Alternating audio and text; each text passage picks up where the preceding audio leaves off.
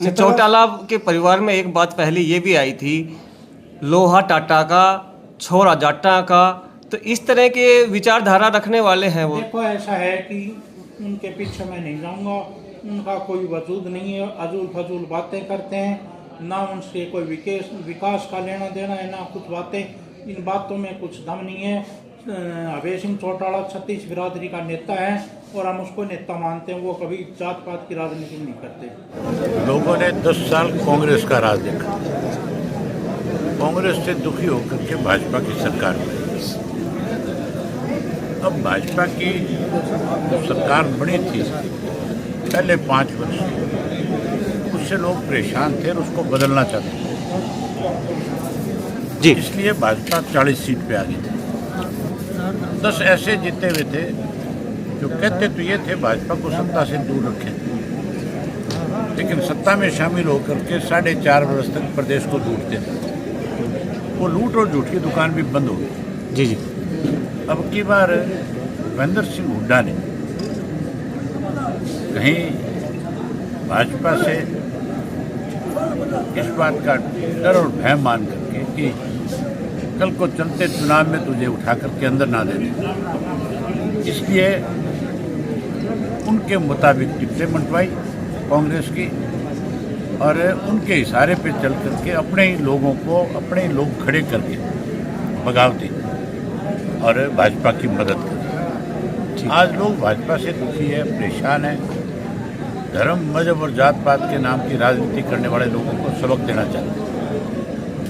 अब लोग फिर से चौधरी देवीलाल की नीतियों में विश्वास व्यक्त कर रहे हैं, चौधरी ओम प्रकाश चौटाला की सरकार को आज फिर याद कर रहे हैं, इसलिए नए नए साथी आज फिर इंडियन नेशनल लोकदल पार्टी में शामिल हुए चौधरी देवीलाल जी की नीतियों को आगे बढ़ाने के लिए जी। जैसे कि 2029 में हर हालत में इंडियन नेशनल लोकदल पार्टी सत्ता में आएगी। सर, जैसे अभी कांग्रेस पार्टी वोट चोरी को लेकर एक मुहिम चलाई, उसके अंदर आप कहाँ तक सहमत हैं? ये पहल होगी ना जी, मुहिम बंद होगी।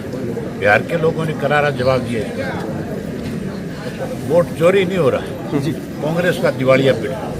तो अगर आपकी पार्टी आगे हरियाणा के अंदर आती है तो आपकी क्या रणनीति आती नहीं आएगी जी, क्या रणनीति होंगी आप? मैंने बताया था कि हमारी 3 प्राथमिकताएं हैं, बेरोजगारी खत्म करना, भ्रष्टाचार पे रोक लगाना और बदमाशों को प्रदेश से भगाना। ऐसा एक सच्चा आदमी है अभय सिंह, एक सत्य है, और अभय सिंह जो भी कहता है वो करता है, निडर आदमी है, मर्द की गर्द भी अच्छी, अपने वर्करों का चौटाला साहब भी देवीलाल साहब भी वर्कर का ध्यान रखते हैं, इसलिए मैंने फैसला करके कांग्रेस पार्टी को अलविदा कहकर मैंने ये पार्टी ज्वाइन करी। और मैं बहुत ही 2005 से 10 तक हल्के में बड़े विकास करवाए, मैंने रोड बनवाए, पानी के ट्यूबवेल बनवाए और पानी की टंकी बनवाई, मतलब मैंने बहुत विकास कार्य करवाए जो अनगिनत है, मैं आपको गिना नहीं सकता।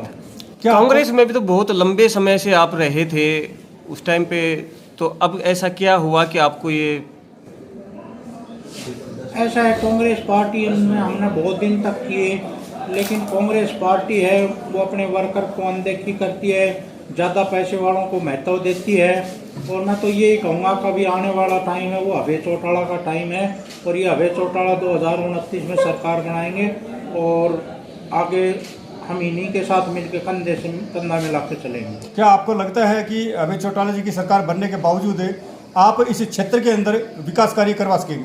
हाँ, करवा सकूँगा। मेरी बुआ जी का लड़का था राव लक्ष्मी नारायण, वो मेरी रियल में उसके मामा का लड़का हूँ, मेरे पिताजी से बड़ी बहन थी, वो राव लक्ष्मी नारायण की माँ थी, और हमने उस टाइम लक्ष्मी नारायण को टिकट मिला जब भी वो 87 में जीते, हम भी आगे आके हमारे को विश्वास है कोई किसी गरीब परिवार का भला कर सकता है तो चौटाला परिवार ही भला कर सकता है। हाँ जी, अपना क्या नाम है?